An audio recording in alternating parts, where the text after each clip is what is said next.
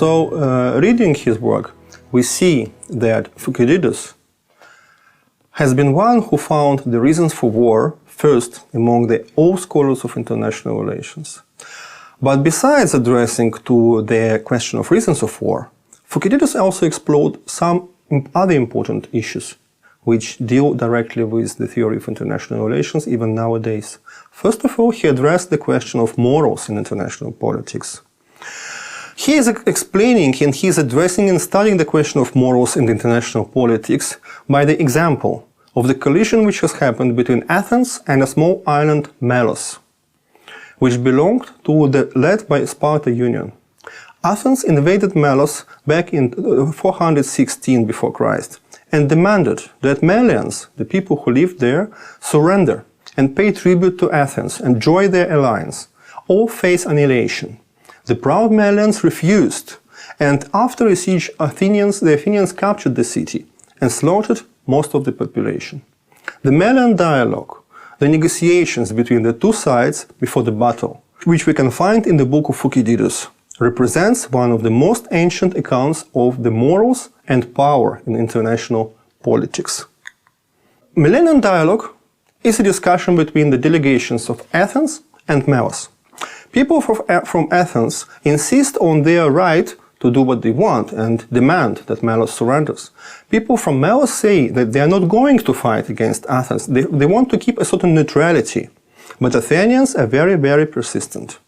Athenian perspective of the issue of morals is the following. The Athenians say, right as the world goes is only in question between equals in power, while the strong do what they can, and the weak suffer what they must. So we see that according to the first statements of the classical realist tradition, the moral and the right and the justice can exist only between equals in power. But when we deal with the relationship between the stronger countries and the weaker countries, according to the realist tradition, we do not speak anymore about justice and about morals. According to the Thucydides, the standard of justice depends on the equality of power. And we will find the same ideas in many works of those scholars who belong to the realist tradition even much later on. For example, in the work of Edward Hallett Carr, which has been written back in 1939, we find the same idea. Edward Hallett Carr writes that morality in politics is not derived from the normal morality of the relationship between people. The morality in politics is a very special morality, which is typical only for this very special sort of the relationships. But after the greatest findings of Thucydides, the classical tradition experienced its decline.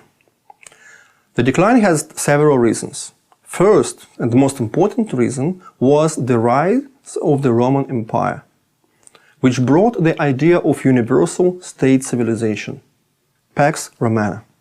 Roman Empire developed itself from the very small republic on the west coast of Italian peninsula to the huge empire, which basically embarrassed all contemporary Europe, North Africa and the Middle East, stretched from the British Islands to the Palestine and from the Morocco to the German forests. It was a superpower of that period. Another superpower was the Chinese Empire in the East, but those two countries have never interacted, and the history doesn't have any experience of the relationships between the two first superpowers. Pax Romana did not leave a place for the balance of power concept, as there were no any other states to challenge the Rome.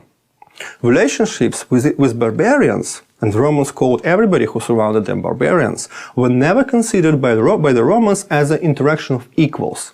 It was an eternal war between a civilized world and uncivilized periphery. What made the Romans view these relationships as a moral conflict of the two societies, where one had a more advanced domestic order, while the second put a threat towards it. The same situation, by the way, we find in the East, where the Chinese Empire has never considered its neighbors as equals. And this is the reason why the theory of international relations has never developed in China.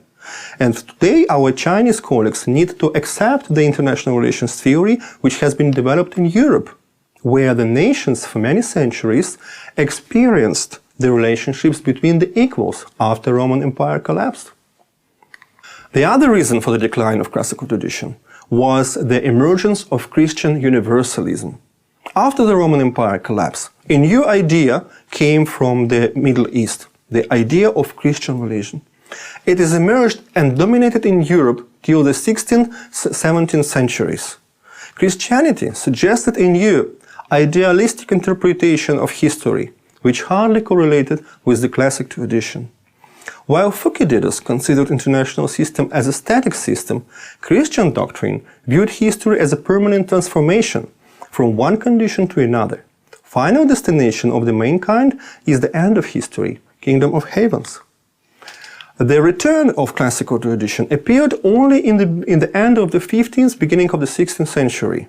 Renaissance returned the classic tradition of international relations in the center of intellectual life. It was partly driven by emerging interests in the ancient legacy, in literature and philosophy. However, more importantly, the Renaissance became a birth time for the first centralized states, which formed the first post-feudal balance of power in Europe and especially in the Apennine Peninsula during the Italian wars of 1494-1559.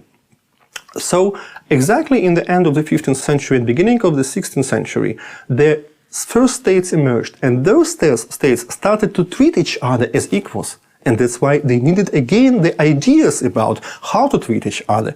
And that's why the thinkers of that age started to develop the new general approaches to the theory of international relations. And one of the most important authors here is Niccolo Machiavelli.